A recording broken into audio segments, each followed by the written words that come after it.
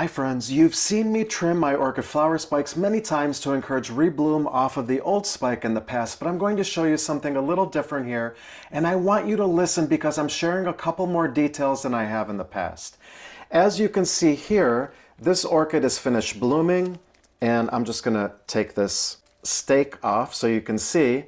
This orchid is done blooming, and I normally would trim the flower spike between where the bottom flower was, right here, and a node or a little bump here on the flower spike. However, you can see that the spike is yellowing. So it started yellowing at the tip and it's working its way down here. And here you have two options, and let me show you both. Option one is I can trim right above one of the lower nodes on this flower spike. So again, the nodes are these bumpy parts here, and there's several along the flower spike of Phalaenopsis orchids. So as long as you have one or two nodes left on the flower spike, you can get secondary flower spikes branching off of the old green flower spike and get more flowers that way. So in this case, I can trim right above this one. So I can see there's one node here, one node here, but if I go up to this one, this is already starting to yellow, so I don't trust this.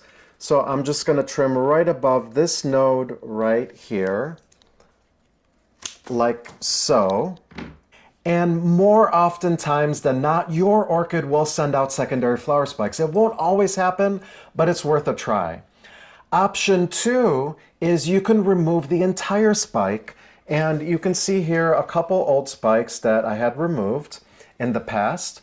And I recommend this if your orchid doesn't have many leaves or is struggling for whatever reason. This way you can troubleshoot why your orchid hasn't been doing well and fix whatever needs to be fixed to get it back on track, and so that the orchid can gain the strength it needs to be able to flower again. Your orchid will throw out brand new flower spikes from the base of the plant if you are providing good growing conditions. Now, there are pros and cons to both of these options that I shared, so it's up to you to decide, and I encourage you to experiment to see for yourself. This is why I recommend that you get several orchids so that you can play out the different scenarios.